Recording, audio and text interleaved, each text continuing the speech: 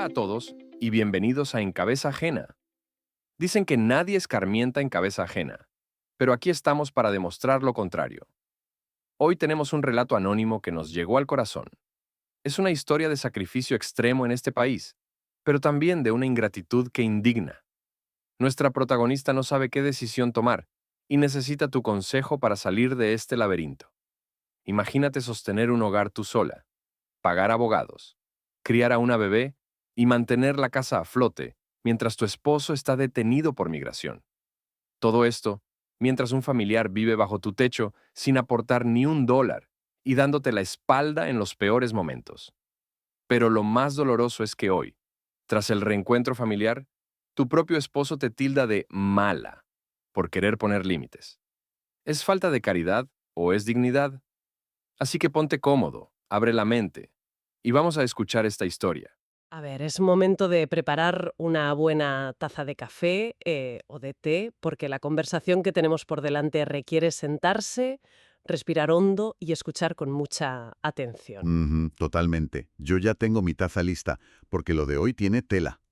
Damos paso a un nuevo análisis profundo. Hoy nos vamos a sumergir en un tema súper complejo. Sí, de esos que escuecen un poco. Exacto. Vamos a hablar de dinámicas familiares tóxicas, de límites personales y, bueno, del agotamiento extremo que se sufre cuando se asume el rol de proveedor absoluto. Y todo esto lo vamos a examinar a través de una historia anónima, una mujer que busca consejo frente a una situación límite en su hogar. El objetivo de hoy, en nuestra misión en este análisis, es deconstruir cómo la dependencia financiera, las expectativas culturales y el trauma migratorio pueden reconfigurar por completo las lealtades familiares. Es que transforman un hogar en un campo de batalla psicológico, literalmente. Ya te digo.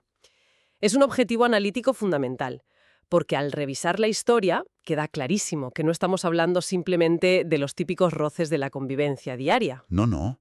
No es una discusión sobre a quién le toca fregar los platos. Para nada. Basado en la historia, estamos ante un caso de estudio complejísimo. Ujú. Uno que revela estructuras de poder muy arraigadas, manipulación emocional y un concepto de lealtad familiar que requiere ser examinado bajo una lupa sociológica y psicológica. Es un entramado que atrapa a la protagonista en una red de obligaciones implícitas que, ostras, es difícil de ver desde fuera. Resulta fascinante y a la vez genera una profunda reflexión. Observar el conflicto central que plantea el relato. Totalmente. Tenemos a una mujer que sostiene financieramente a toda una familia, incluyendo a un familiar que no aporta absolutamente nada. Cero. Y el punto culminante de la tensión ocurre cuando su propio esposo la tacha de mala por exigir un mínimo de respeto. Es muy fuerte. Vale, vamos a desgranar esto, porque hay muchísimas capas que analizar en esta dinámica. Antes de entrar en los detalles de la doble carga que soporta esta mujer, a ver, es vital establecer un marco conceptual. Te escucho. Este caso refleja una realidad con la que muchas personas lidian en silencio. Para quienes nos escuchan, existe una línea muy fina y muy peligrosa que separa el acto noble de ayudar a la familia del hecho de permitir o financiar un abuso emocional y económico. Es la típica trampa, ¿no? Exacto. Es lo que en psicología familiar a veces se relaciona con el familismo. Un valor cultural que prioriza las necesidades de la familia sobre las del individuo. Pero que cuando se distorsiona, Se convierte en una trampa perfecta, sí. y esa trampa se hace evidente al observar la fuerza arrolladora de la protagonista, Es que lo de esta mujer es increíble. el peso colosal que asumió. Según la historia, hace 4 años esta pareja llegó a Estados Unidos. Ujú. Lograron establecerse, alquilar una casa grande a nombre de los dos e iniciar un proyecto de vida. Hasta ahí el sueño americano clásico. Claro. Pero la estabilidad se quiebra cuando el esposo es detenido por las autoridades de migración, Ostras, un golpe durísimo. de la noche a la mañana. Ella se queda sola frente a una crisis monumental y además con una bebé que tenía solo 5 meses. El peso psicológico e institucional de esa situación es verdaderamente abrumador. Me imagino la angustia. Es que enfrentarse a un proceso de detención migratoria implica navegar por un sistema laberíntico, burocrático y a menudo hostil. Muy hostil. Y de acuerdo con la historia, ella asume el rol de salvadora absoluta. Literal. Y aquí es donde podemos introducir nuestro primer gran concepto analítico, el aislamiento por trauma. ¿Cómo funciona eso exactamente? Pues, cuando una persona demuestra una hipercompetencia durante una crisis aguda, El sistema familiar a menudo asume que esa persona tiene una capacidad infinita para soportar el estrés. Ya, claro. Como lo haces tan bien, pues te lo cargas todo. Exacto. Se normaliza su sacrificio, hasta el punto de invisibilizar su sufrimiento. Y ese nivel de sacrificio está documentado al detalle en el relato. Sí, sí. Ella pagó sola los honorarios de los abogados. Que no son baratos. Para nada. Las llamadas telefónicas desde el centro de retención y el dinero para que su esposo pudiera cubrir sus gastos básicos dentro de las instalaciones. Ujú. Además de eso, asumió la totalidad del alquiler de la casa, ¿Ella sola? los pagos de los coches, los seguros y los gastos de la bebé. Es una barbaridad de dinero. Y basado en la historia, incluso enviaba comida y leche a la familia de su esposo. Mantuvo a flote una estructura inmensa sin ninguna red de apoyo visible. Y es precisamente en ese vacío de apoyo donde entra en juego el contraste más severo del relato. Madre mía, el contraste, sí. Mientras ella sostenía esta estructura logística y financiera, convivía en la misma casa con el primo del esposo. El famoso primo. Basado en la historia, este familiar aportaba literalmente $0 a la economía del hogar. Cero. Ni un céntimo. Nada. Aunque desde una perspectiva estrictamente legal, no era su obligación pagar los abogados de su primo o mantener a la bebé, la ausencia de una reciprocidad básica refleja una dinámica parasitaria. Totalmente parasitaria. El hecho de convivir con una madre primeriza que atraviesa una crisis de esta magnitud y no ofrecer una mínima contribución, yo qué sé, como cubrir los gastos del supermercado. O echar una mano limpiando. Exacto. Eso evidencia una desconexión empática profunda. Y esa desconexión nos lleva directamente a lo que podríamos clasificar como el conflicto del arrimado. O del gorrón, como diríamos aquí. Del gorrón acoplado máximo. La fricción cultural y de convivencia que describe la historia ilustra un escenario cotidiano muy tenso. Me lo imagino. Según la historia, este primo se instaló en la vivienda desde el primer día con todas sus pertenencias. Sin invitación, sin haber recibido una invitación formal, exacto.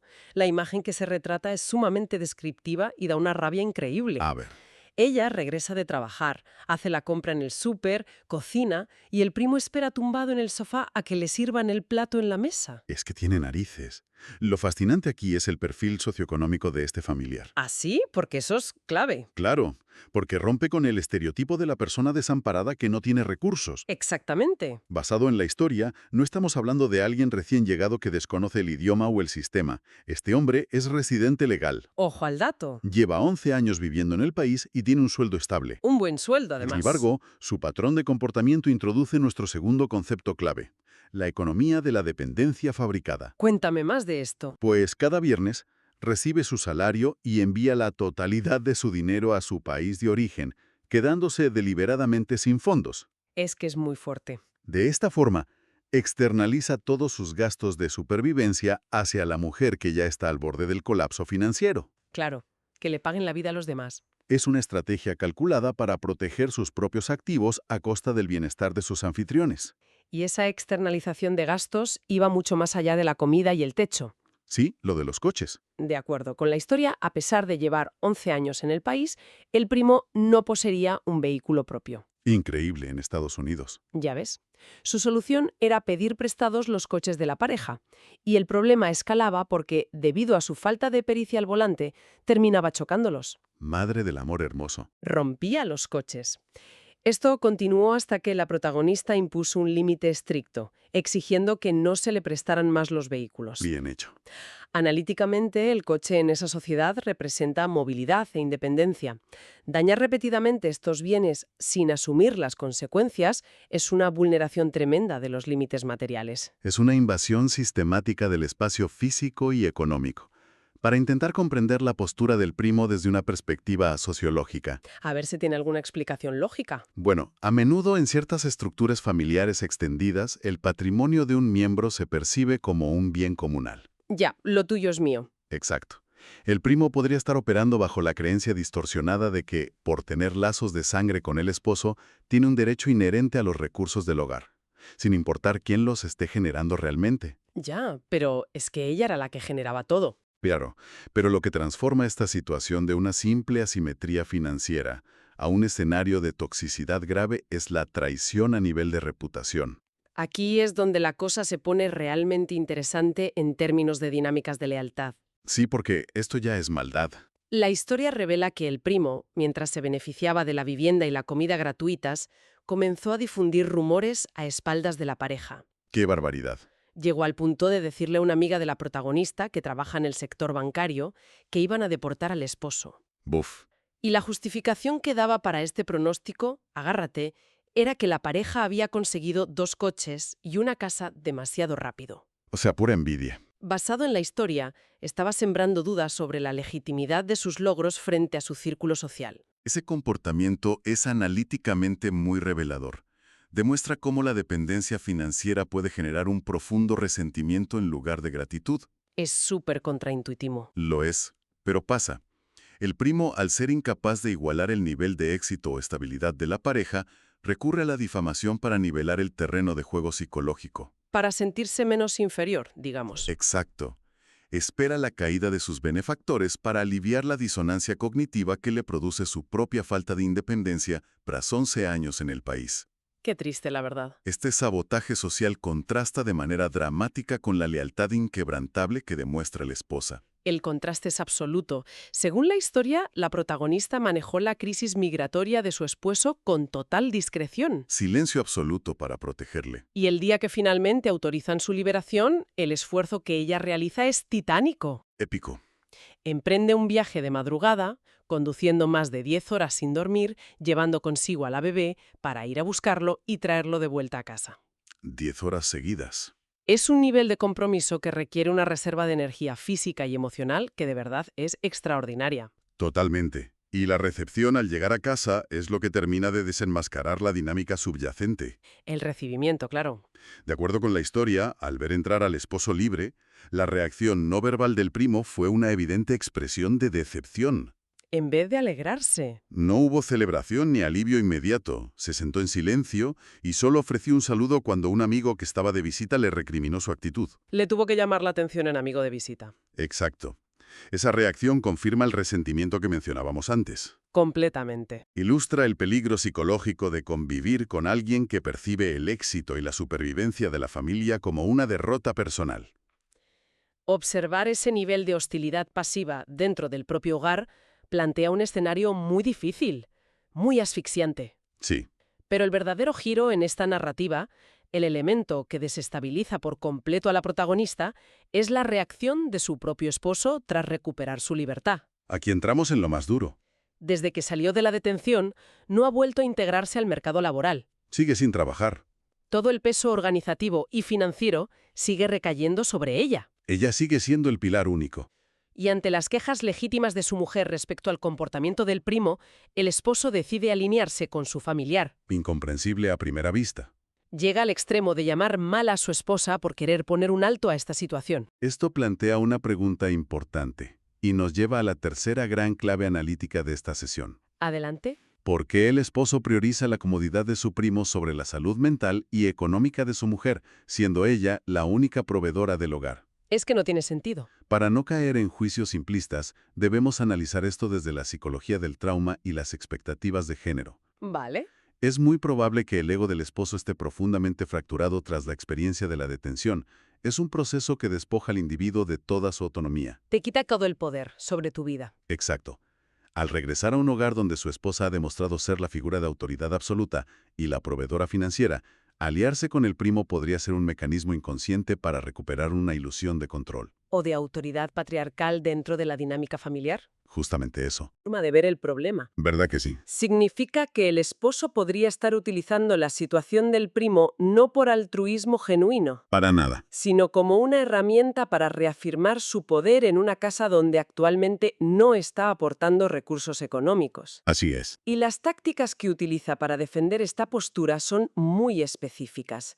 Según la historia, el esposo recurre a argumentos religiosos o morales. Cuidado con eso. Le dice a su mujer que cuando compartimos, Dios nos da más bendición, con el único fin de obligarla a seguir manteniendo al primo. Exactamente. Y aquí es vital introducir un término psicológico crucial para comprender este intercambio, el gaslighting, o hacer luz de gas. Un clásico de la manipulación. Se trata de una forma de manipulación psicológica en la que se busca que la persona empiece a cuestionar su propia cordura, memoria o percepción de la realidad. ¡Qué peligroso! En este caso, el esposo utiliza la religión para llevar a cabo lo que denominamos la instrumentalización de la gratitud. ¡Qué término más potente! Instrumentalización de la gratitud. Toma un valor culturalmente irrefutable, como es la caridad o el compartir, y lo retuerce para invalidar el agotamiento real de su esposa. Le da la vuelta por completo. Convierte el instinto de autopreservación de ella en un supuesto defecto moral. Al clasificar su agotamiento como un defecto moral, la dinámica se vuelve tremendamente confusa para la protagonista. Claro, la vuelve loca. Basado en la historia, ella intenta argumentar desde la lógica. Le explica que compartir es un acto noble cuando se trata de personas que realmente lo necesitan y muestran gratitud, Lógico. no con un adulto plenamente funcional que elige enviar todo su dinero fuera para vivir a costa de los demás. ¿Es que es de sentido común? Sin embargo, el esposo mantiene una barrera de negación. De acuerdo con la historia, él justifica la presencia del primo argumentando simplemente que nunca le ha faltado al respeto. Ese argumento ilustra cómo la definición de respeto puede ser manipulada para mantener el status quo. Totalmente. El esposo está reduciendo el respeto a la mera ausencia de insultos verbales directos. Como no le ha gritado ni insultado, pues ya está bien. Al hacerlo, borra de la ecuación la traición colosal que implica difundir rumores de deportación. Nada menos. Y anula el desgaste físico y económico que sufre su esposa. Esta ceguera voluntaria es un mecanismo de defensa. Interesante. Reconocer que su primo de sangre es una influencia tóxica obligaría al esposo a enfrentar la realidad de que la única persona verdaderamente leal en su entorno es la mujer a la que ahora está atacando. Y esa es una disonancia cognitiva muy difícil de procesar para él. Demasiado difícil. Prefieren negar la realidad. Ese nivel de disonancia es lo que finalmente desencadena el profundo impacto emocional que se refleja en la historia. Se percibe un conflicto interno desgarrador. Es que da mucha pena. La protagonista verbaliza que ama a su esposo y que su prioridad es la estabilidad de su hija de 2 años. Claro, el instinto de protección. Existe un deseo clarísimo de preservar el núcleo familiar. Pero en paralelo, el sentimiento de estar siendo utilizada de manera sistemática, tanto por el primo como por el esposo, resulta asfixiante para ella. Lógicamente. Entonces, ¿qué significa todo esto? Lo más preocupante es comprobar cómo la manipulación psicológica, este gaslighting que mencionábamos, empieza a surtir efecto de verdad. Ese es el mayor peligro. Ella llega a dudar de su propia brújula moral, afirmando literalmente: yo ya no sé si la que está mal soy yo. Si conectamos esto con el panorama general, ese es el síntoma más alarmante de un desgaste psicológico severo. Es demoledor escuchar eso. Es la erosión completa de la autoestima, cuando el entorno que debería funcionar como un refugio seguro invalida constantemente la percepción de la realidad de una persona. Es que te vuelves loca. Es natural que ésta termine dudando de su propio juicio. La protagonista posee un rencor plenamente justificado. Faltaría más. No es un enfado por el costo de los alimentos, es el dolor profundo de recordar la deslealtad de un familiar durante el momento de mayor vulnerabilidad de sus vidas. Y la incomprensión de ver cómo su propia pareja decide amnistiar esa traición como si no pasara nada. Y esa amnistía unilateral por parte del esposo la deja en una posición de extrema vulnerabilidad emocional. Basado en la historia, ella acarrea no solo la responsabilidad económica actual, Sino también el trauma residual del proceso migratorio que gestionó en solitario. mientras tanto, el esposo opera bajo una negación que roza el pensamiento mágico, actuando como si el trauma nunca hubiera ocurrido. Es muy cómodo. Según la historia, su insistencia en incluir al primo en todas las actividades familiares es una imposición que ignora por completo los límites emocionales de su pareja. Paradójicamente la convierte en la persona más solitaria dentro de su propio hogar. Es durísimo. Es estar acompañada pero completamente sola. Para estructurar un resumen de este análisis profundo, es evidente que los elementos de esta narrativa convergen para crear un escenario de alta presión. Una tormenta perfecta. Tenemos la hipercompetencia de una persona que asume el rol de ancla financiera y logística. Entrelazada con un sistema de creencias culturales que penaliza el establecimiento de límites familiares. Y todo ello coronado por una manipulación emocional directa por parte del cónyuge. Analizar la validez de los sentimientos de la protagonista es esencial. Muy esencial para la audiencia. Su necesidad de proteger su salud mental y el patrimonio que garantiza el futuro de su hija no responde al egoísmo. Para nada. Responde a un instinto de supervivencia frente a un entorno totalmente extractivo. El análisis sociológico y psicológico de esta dinámica deja clarísimo que la lealtad tiene un límite funcional. Claro que lo tiene. Exigir reciprocidad en una estructura de convivencia, especialmente cuando ostenta el rol de proveedor principal, es un requisito indispensable para la salud del núcleo familiar. Indispensable.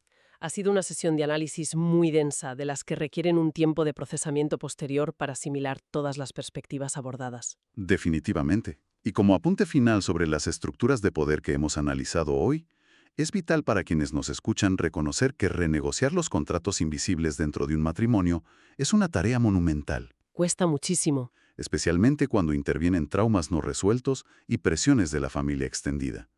Identificar los mecanismos de manipulación, como la instrumentalización de la gratitud o el aislamiento por trauma, Suele ser el primer paso crítico para desarticularlos. exacto, ponerles nombre. Con esto concluye el análisis de hoy. Pero antes de terminar, y como siempre, queda una pregunta en el aire para reflexionar en casa, A ver, explorando un concepto adyacente que surge de todo este escenario. Pensemos en cómo el hecho de navegar por un sistema migratorio hostil no solo genera una unión frente a la adversidad, sino que a veces crea un vínculo traumático tan complejo. que empuja a ciertas personas a sabotear a quienes las salvaron, simplemente porque la deuda de gratitud se vuelve demasiado pesada de soportar. Es fascinante. ¿Hasta qué punto el concepto de familia se convierte en una prisión cuando exiges sacrificar el bienestar de tu propio núcleo para mantener la comodidad de alguien que solo sabe tomar? Es una gran pregunta. ¿Puede sobrevivir un matrimonio cuando uno de los dos se niega a ver que el verdadero enemigo de la relación duerme en la habitación de al lado? Es un enigma psicológico complejo, desde luego. Queda la invitación abierta a la audiencia para seguir cuestionando y analizando las dinámicas de los entornos sociales que nos rodean. Siempre hay mucho que observar. Un saludo a quienes nos escuchan y hasta la próxima ocasión en este espacio de análisis profundo. La historia de hoy queda abierta, y aquí es precisamente donde te necesitamos a ti. Como escucharon, esta historia nos presenta una encrucijada, donde la lealtad se confunde con el abuso. Por un lado, tenemos a una mujer que lleva sobre sus hombros el peso de años de sacrificio extremo, manteniendo el hogar sola mientras su esposo estaba detenido y aguantando la carga de un primo que, a pesar de tener recursos, no aporta ni un solo dólar. Por otro lado, tras el regreso del esposo, en lugar de encontrar un aliado, ella se encuentra con un juicio. Él la tilda de mala persona, solo por querer poner límites y recuperar la paz que tanto le costó sostener. Ella hoy se pregunta, ¿es ella la que está mal o simplemente se están aprovechando de su buen corazón? Es difícil avanzar cuando la persona que amas valida más la comodidad de un tercero que tu propio agotamiento. Es ese sentimiento de estar acompañada físicamente, pero sentirse más sola que nunca en tu propia casa. Gracias por acompañarnos a analizar este laberinto el día de hoy. Este podcast se llama En Cabeza Ajena, por una razón. Creemos que varias cabezas piensan mejor que una. Queremos tu consejo. Si estuvieras en los zapatos de la protagonista de este caso, ¿qué harías tú? ¿Cómo manejarías la presión del esposo y la presencia del primo? ¿Qué solución ves que quizás nosotros no estamos viendo? Por favor, déjanos tu consejo o tu perspectiva en la sección de comentarios. Vamos a leerlos todos, para intentar ayudar a quien nos compartió este dilema. Si disfrutas ser parte de la solución en estos casos complejos, no olvides darle me gusta al video y suscribirte al canal para no perderte el desenlace o nuevos desafíos. Y recuerda que en Cabeza Ajena, tu perspectiva cuenta. Hasta la próxima.